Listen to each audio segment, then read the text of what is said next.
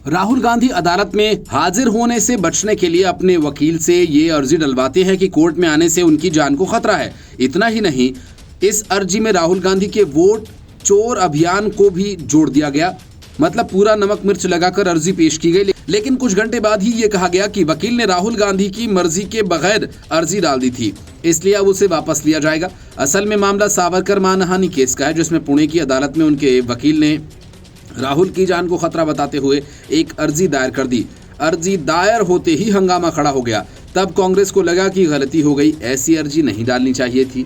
बस फिर क्या था, आनन फानन में कांग्रेस के प्रवक्ता सक्रिय हो गए और कहा कि उस अर्जी से राहुल गांधी का कोई लेना देना नहीं, उसे वापस ले लिया जाएगा। ऐसे में सवाल यह है कि गलती अर्जी डालने वाले की है या फिर उसे वापस लेने की घोषणा करने वाले की, क्योंकि राहुल गांधी कोई मामूली आदमी तो नहीं कि उनके वकील ने बिना पूछे कोर्ट में अर्जी डाल दी। अगर ऐसा है तो राहुल गांधी ने उस वकील को क्यों नहीं हटाया? मतलब साफ है कि सारा गोलमाल कांग्रेस के संज्ञान में हुआ, क्योंकि राहुल गांधी की जगह कांग्रेस की आईटी सेल प्रमुख सुप्रिया श्रीनेत ने एक्स पर पोस्ट कर बताया कि अर्जी बिना राहुल की सहमति के दायर की गई थी और वो इस बात से बेहद नाराज हैं। गुरुवार को उनके वकील इस बयान को कोर्ट से वापस लेंगे और इस पूरे घटनाक्रम ने कांग्रेस की रणनीति पर सवाल खड़े कर। ये पूरा विवाद विनायक दामोदर सावरकर से जुड़ा है। मार्च 2023 में लंदन में एक भाषण के दौरान राहुल गांधी ने सावरकर की रचनाओं का हवाला देते हुए दावा किया था कि सावरकर ने अपनी किताब में लिखा था कि उन्होंने और उनके 5-6 दोस्तों ने एक मुस्लिम व्यक्ति की पिटाई की थी और उन्हें इस बात पर खुशी हुई थी। इस बयान को सावरकर के वंशज सत्यकी सावरकर ने अपमानजनक माना और राहुल के खिलाफ पुणे में स्पेशल अदालत में मानहानि का केस दर्ज कराया।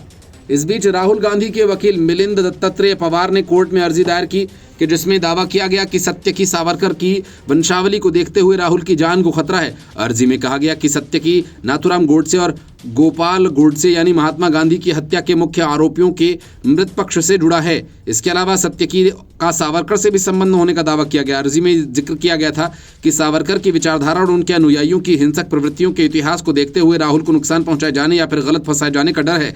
वकील ने अर्जी में कई गंभीर आरोप लगाए।